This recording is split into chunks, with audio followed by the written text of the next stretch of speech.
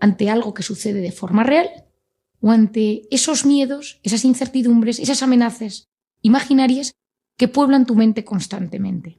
El cortisol en sí no es malo. Lo que es perjudicial para el organismo es su exceso. El cortisol va a ser tu compañero de viaje a lo largo de la vida.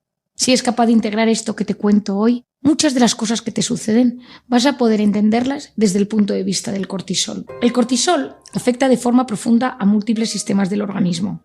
Con el cortisol elevado nos preparamos para salir corriendo. La sangre viaja de los intestinos a los músculos para ayudarnos a potenciar la acción evasiva o defensiva. Por eso perdemos el apetito en los momentos de angustia. Los sentidos se activan y por eso dices tengo los nervios a flor de piel, intentando percibir cualquier estímulo que ayude a identificar la amenaza intuida. Tu musculatura recibe las señales necesarias, tanto nerviosas como bioquímicas, para prepararse para la lucha o la huida. El cortisol ayuda a que el oxígeno, la glucosa y los ácidos grasos puedan cumplir sus respectivas funciones musculares.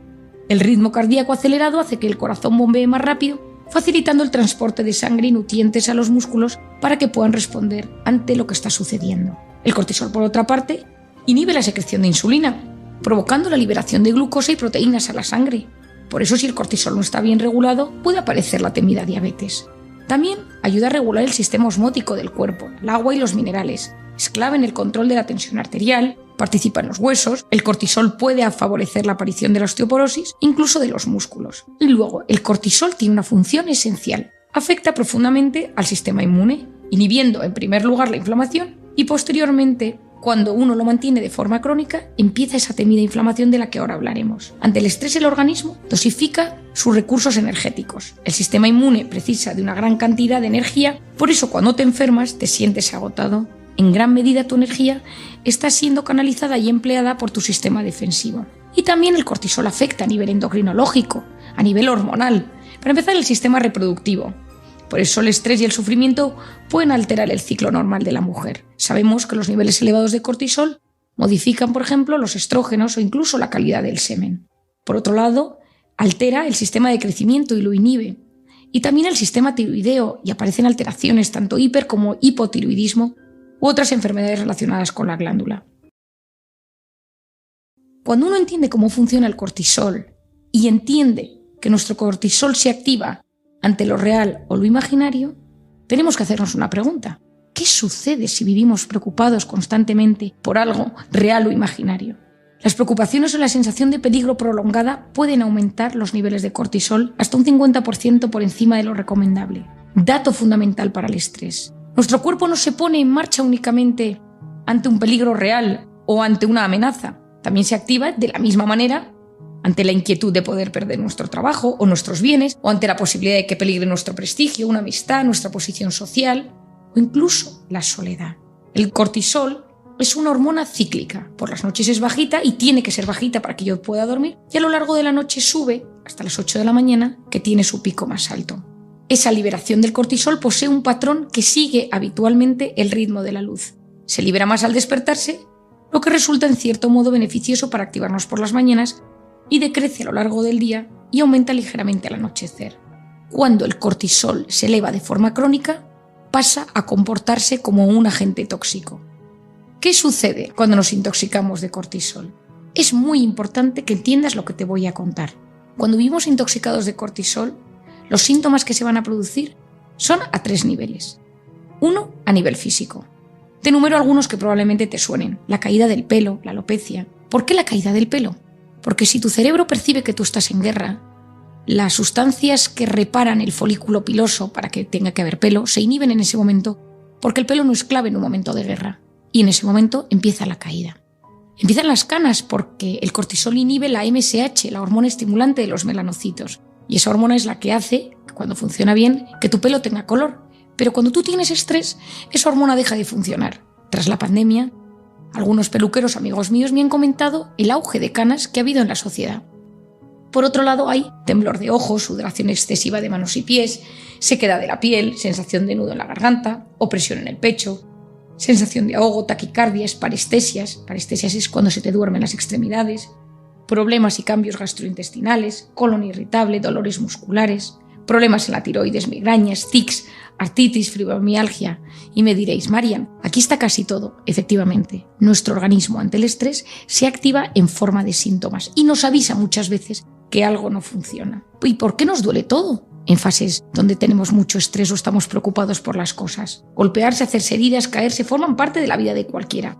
El organismo responde ante ese accidente poniéndose en marcha con mecanismos de autocuración, entre ellos la inflamación. Esa respuesta es buena y sana porque previene el cuerpo de infecciones y de males peores. Pero cuando vivimos constantemente preocupados por algo real o imaginario, aparece una rigidez en la musculatura que provoca la facilidad de roturas de fibras, la sensación de dolor constante, de pesadez, de tirantez o contracciones que todos hemos experimentado y tiene una explicación cuya causa última no siempre está en el aparato locomotor. Muchas veces lo que está es en nuestra mente, en nuestra gestión emocional.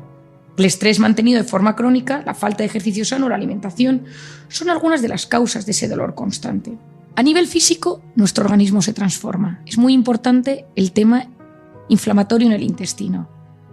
He explicado en muchas ocasiones cómo me interesa el eje intestino-cerebro y hoy en día sabemos que los niveles altos de cortisol modifican la microbiota, es decir, el conjunto de microorganismos buenos y malos que están poblando nuestro aparato intestinal. Las vellosidades intestinales se transforman, se modifica la permeabilidad intestinal, es decir, esa pared que separa nuestro intestino de la sangre, donde van los nutrientes buenos y luego lo malo se va hacia las heces. Los estados de estrés mantenidos modifican la permeabilidad intestinal y entran cosas en la sangre que no deberían entrar y sabemos que están en la causa de muchas enfermedades. Y finalmente, a nivel físico sucede un tema muy importante y es el sistema inmune. Los estados de estrés mantenidos modifican nuestro sistema inmune y nuestro sistema inflamatorio, produciendo una cascada inflamatoria, gastritis, gastroenteritis, amigdalitis, todo lo terminado en itis es inflamación. Es decir, nuestro organismo se inflama.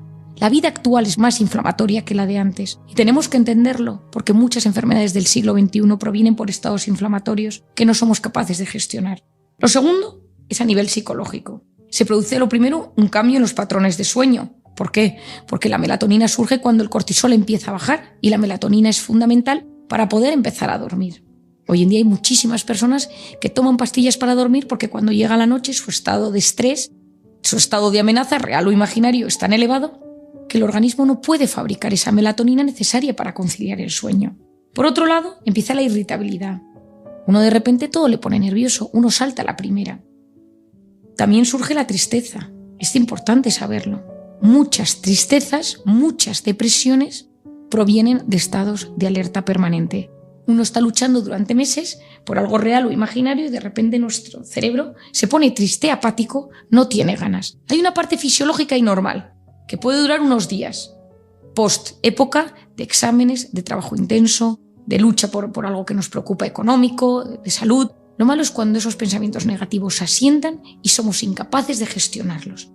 Ahí sí que tenemos que pedir ayuda. Por otro lado, comienzan los fallos de memoria.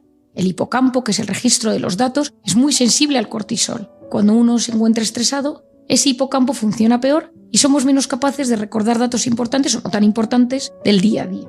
Y en los estados de miedo, nuestra corteza prefrontal funciona peor. La corteza prefrontal es la que se encarga de tomar decisiones, de prestar atención, de concentrarse, de gestionar, de planificar. Y uno está más en modo supervivencia. Le cuesta prestar atención a los documentos que está leyendo de trabajo o está en una conversación pero nota que está en el switch off, que no está escuchando bien, está en modo avión. Es porque nuestra corteza prefrontal está funcionando peor y nos concentramos y prestamos menos atención a las cosas que nos rodean. Y finalmente, esa intoxicación de cortisol nos genera cambios a nivel de la conducta. Uno tiende al aislamiento, no le apetece ver a sus amigos o familiares, le cuesta iniciar una conversación, esquiva las actividades habituales, se muestra inexpresivo en los actos sociales sin ganas de abrirse a los demás. Estos son los síntomas derivados de esa intoxicación de cortisol y no olvidemos que un cerebro estresado es la consecuencia de vivir constantemente inundados de pensamientos dolorosos, traumáticos, feos, esos pensamientos que se instalan en nuestra mente y no nos dejan seguir adelante. Quiero dedicarle unos minutos al tema de la inflamación, la alimentación y el cortisol. Me interesa mucho que entiendas la relación que existe entre la inflamación, el cortisol y también la alimentación. La inflamación se ha convertido en uno de los temas que yo más investigo a día de hoy. Nos encontramos en una sociedad que se enfoca más en arreglar los problemas en vez de prevenirlos, y realizar un podcast como este o escribir mis 2 libros y la labor de divulgación que realizo aparte de la consulta es una manera de prevenir los problemas que estamos viendo hoy en día en terapia. Como bien te he explicado, el cortisol es un glucocorticoide que libera glucosa y en los momentos agudos de estrés llega como bombero apagando la guerra de citoquinas inflamatorias y tranquiliza el sistema inmune. Una cosa es que sea agudo y apaga el fuego, pero como bien os decía, cuando es crónico, se asienta en nuestro organismo y modifica todo nuestro sistema inmune. La inflamación es la forma en la que el cuerpo pelea contra todo tipo de bichos y cuando vivimos constantemente inundados de esos pensamientos negativos, esa inflamación se va a sentar en nuestro cuerpo. Hay un tema muy interesante, y hay psiquiatras que estamos empezando a investigar, que es la depresión como enfermedad inflamatoria del cerebro. Hemos visto que algunos núcleos cerebrales, tras estados de estrés mantenidos, se inflaman, y algunos pacientes que no responden a antidepresivos, les estamos comenzando a tratar con antiinflamatorios, no solo como tratamiento farmacológico, sino también con dietas antiinflamatorias.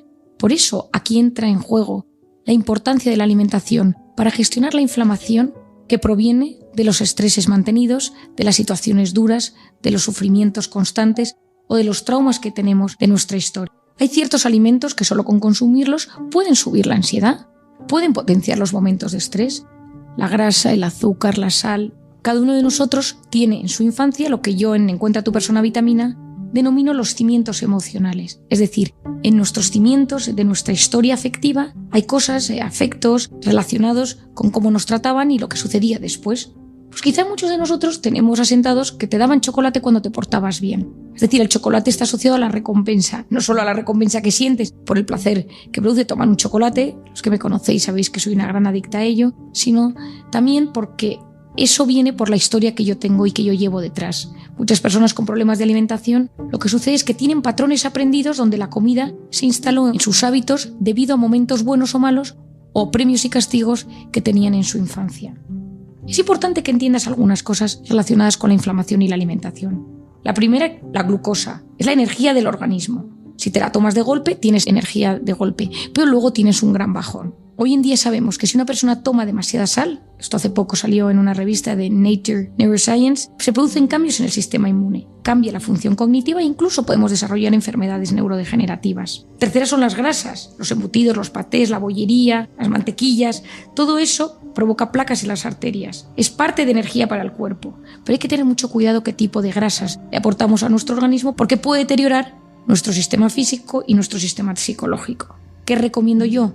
El famoso omega 3. Sabéis que en mi libro Cómo hacer que te pasen cosas buenas dedico un capítulo a ello. El omega 3 promueve la formación de las membranas que rodean las neuronas y mejora la eficiencia de nuestro cerebro. El omega 3 se encuentra en algas marinas, en nueces, en pipas de calabaza, en salmón, en anchoas, en atún. Es muy importante tanto para el desarrollo de los niños como para el de los adultos. Yo lo tomo a diario y lo recomiendo a mis pacientes y tiene grandes ventajas a nivel psicológico y bioquímico. Luego hay ciertos alimentos o bebidas que forman parte de nuestro día a día que tenemos que conocer que afectan a nuestro organismo. Por un lado tenemos el alcohol, sabemos que bloquea la función excitatoria de los neurotransmisores, potencia el sistema GABA, que es como el ansiolítico de nuestro organismo, y eso, por eso nos produce una función ansiolítica cuando lo tomamos, pero mal gestionado modifica los receptores de nuestro cuerpo y eso hace que a la larga uno necesite beber más para tener el mismo efecto. El alcohol puede ser un ansiolítico de primeras, pero de segundas es un gran potenciador de la ansiedad y nos genera pensamientos rumiativos y obsesivos y nos genera tristeza. A nivel antiinflamatorio, ¿qué te recomiendo? Pues ese omega 3 del que te hablaba, la cúrcuma, que posee un efecto antiinflamatorio potente, los cítricos, la vitamina D. Cada vez existen más estudios que asocian la depresión con bajos niveles de vitamina D